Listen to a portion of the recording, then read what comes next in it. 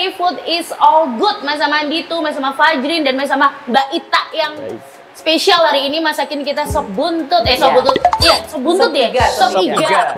Duh, maklum ya, namanya kalau orang lapar dan naik ke lantai 4. Iya, nggak apa-apa. Itu tandanya saya suruh olahraga sama Prof. Edi gitu kan ya. Nah, ini mungkin aku mau tanya sendiri sama Fajrin. Iya, Mbak. Jrin, kamu diajarin juga nggak sih masak ini?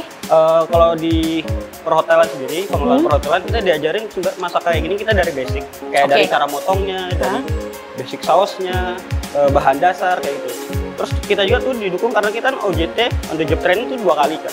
Jadi bisa dipastikan lah kita kayak lulus dari situ pasti siap kerja, siap direkrut oleh hotel gitu Mbak. Oke, berarti ini kalau untuk masakan kayak sop buntut ini, sop iga. Astagfirullahaladzim, ya Allah. Astagfirullah nih. Oh, backsound biar FYP. Salah gitu kan ya. Oke, sop iga ini biasanya kamu dapat di semester berapa? Ini berarti masuknya ke apa nih? Masuknya di semester 4, semester 4 kita magang dapat, terus di basicnya tuh semester 2 kita udah tahu basicnya Ibu dari kayak apa sih fungsinya kapulaga, apa fungsinya ini, kayak bahan bumbu merah ya Ibu ya mungkin ya kalau untuk manfaatnya. Bumbu merah, putih berarti gitu. kamu nggak cuma diajarin ini ya, nggak diajarin ibaratnya kan orang taunya perhotelan, berarti mungkin diajarin jadi orang-orang hotel gitu, jadi kamu juga diajarin masak itu benar-benar dari nol ya? Iya, dari nol gitu. Saya sendiri no basic sih masuk sini, cuman kesini langsung wah kayak tertarik nih kayak dimasak gitu. Nah ini berarti udah siap nih Bu anak-anak pengelolaan perhotelan buat jadi ibaratnya para pegiat pariwisata ke depannya ya Bu ya, buat mendukung pariwisata di Kota Semarang juga ya Bu ya. Nah ini tanggapannya coba Bu, sama tadi udah di spill dikit nih tentang pengelolaan perhotelan gimana nih? Ya tentunya kalau sekarang ini Kota Semarang sekarang Kota Semarang ini sudah bukan namanya kota transit, tapi sudah kota tujuan. Sehingga kalau teman-teman dari Jakarta udah bilang, aduh sekarang itu kalau di Semarang itu susah dapat hotel gitu. Padahal hotel ini sudah tambah banyak, tapi masih saja kurang karena memang letaknya Kota Semarang ini kan ada di tengah-tengah.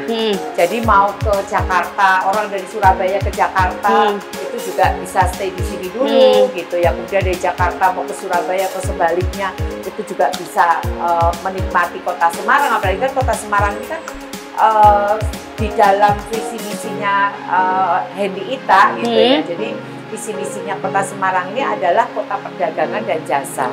Konsentrasinya ini adalah pariwisata. Karena yang seperti kita ketahui, kita kan nggak punya namanya pasir putihnya banyak seperti kayak di Bali gitu ya. Kemudian gunungnya yang bagus-bagus kayak Bromo dan sebagainya. Tapi kita ini kan ya standar-standar aja. Tapi bagaimana kita mengembangkan, kita masih punya juga destinasi wisata yang kita bisa unggulkan.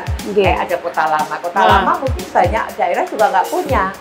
Kemudian ada Sampokong gitu. Dan ini kan sebenarnya ada satu cerita gitu yang Semarang Lama, sehingga itu bisa menjadi storytelling, bisa menjadi jualannya kota dan kulinernya. Nah itu saya mau bilang buat Semarang itu memang lengkap banget kalau pariwisatanya ya Bu ya. Ada buat wisata keluarga banyak. Terus wisata sejarah tadi ada Kota Lama, ada Sampokong, terus pokoknya banyak banget gitu kan. Terus habis itu kalau untuk kulinernya siapa sih yang nggak tahu kuliner Semarang gitu kan? Terus ada semuanya wisata religi kan? Religi itu ada MAJT, ada Sampokong, ada Pagoda, ada Gereja Belendung. Wah itu jadi kayaknya komplit banget. Berarti ini kalau bisa, ini kan dari kan kita libur lebarannya panjang nih Bu ya.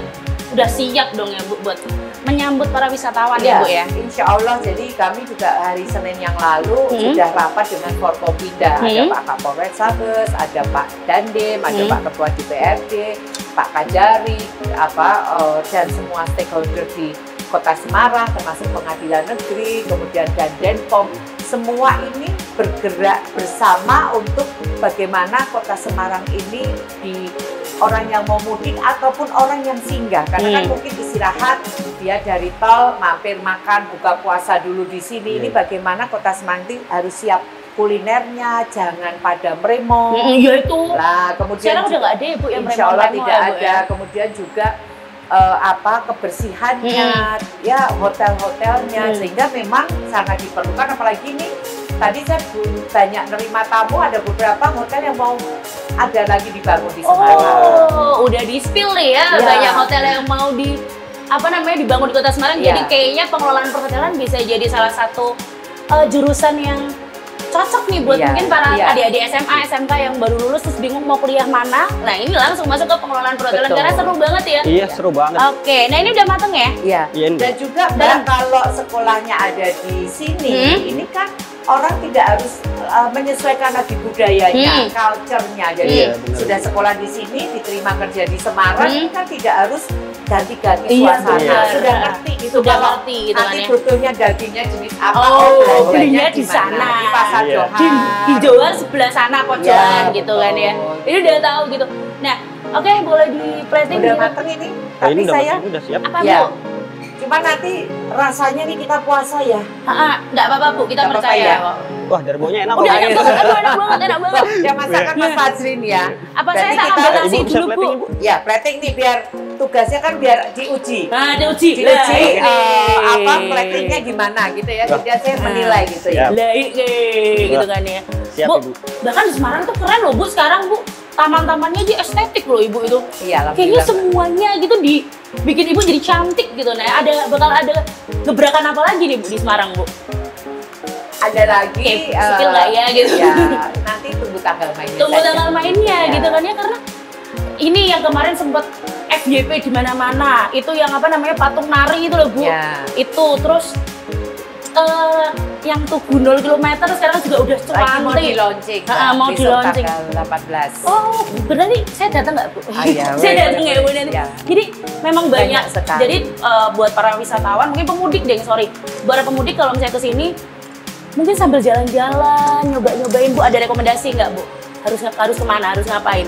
Banyak ya kalau namanya, ya itu tadi Mbak, kalau mau wisatanya ini heritage, ya pastinya bisa ke Kota Lama. Sekarang Kampung Melayu juga sudah mulai bagus, gitu ya, Pecinan, Kauman, gitu ya. Kemudian wisata religi, ini mau yang ada Masjid Agung Jawa Tengah, ada Masjid Agung Kauman, ada pagoda, ada Sampokong gitu ya, ada Masjid Menara Layun di Kampung Melayu. Oh iya, itu juga legend banget itu ya. Betul. Kemudian kalau mau wisata alam banyak lagi. Ada di Mairokoco, ada di Goa Kreo.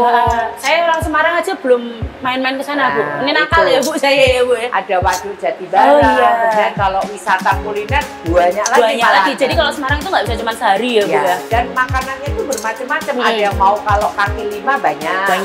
Ada yang mau yang resto-resto khas Semarangan juga banyak. Kemudian yang ada yang sekarang juga banyak dikunjungi wisatawan itu Kampung Jawi yang di atas. Saya belum pernah ke sana itu Bu. Loh, kok belum? Terus dia ini kemana aja? Saya disuruh kerja terus. Oh enggak. Ini Bu, agendanya habis Lebaran saya muter ke sana Bu gitu. Jadi pokoknya kalau ke Semarang itu nggak bakal bingung ya Bu ya. Bingungnya adalah saya mau kemana duluan gitu kan. Terakhir nih Bu, ada nggak Bu pesan buat mungkin para mahasiswa perhotelan nih khususnya nih buat dinusian yang ada di sini apa nih Bu? Ada pesan nggak Bu? Ya tentunya saya mengapresiasi justru Mbak karena mungkin tidak banyak orang atau anak-anak milenial ini yang terjun di hal seperti ini gitu ya, mungkin di perhotelan. Tapi sebenarnya prospeknya ini sangat luar biasa karena perhotelan pun ini kan tidak hanya di hotel, tapi bisa di jasa lainnya.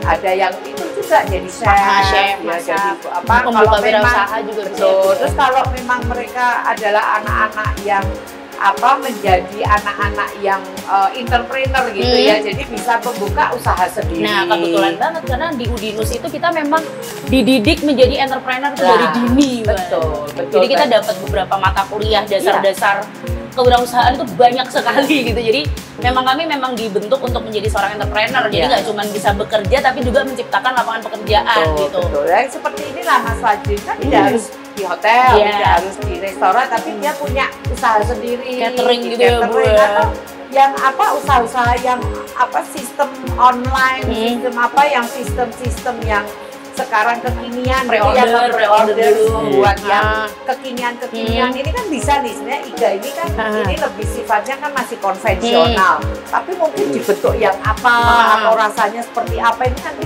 bisa gitu kan. Oke, matur nuwun Ibu sudah menyempatkan waktu untuk datang ke sini. Kapan-kapan kita bermain-main lagi gitu kan ya. Ini sudah matang ya. Udah matang. Sup iga ala Mbak Ita. Dan Fajrin ya dari pengelola perhotelan. Ya, matur nuwun sudah main-main ke sini. Nah, ini. Nah, baunya. Aduh ya Allah. Bu, azan asar sama azan maghrib kan sama. Saya berdua dulu enggak gitu kan ya. Azan gitu ya. Nah, sebenarnya azan gitu ya. Dan matur nuwun sudah menemani kami gitu kan ya. Dan pemirsa terima kasih sudah nonton Food Diary. Food is all good. Kapan-kapan kita ketemu lagi. Kalau ada salah kata dan bye.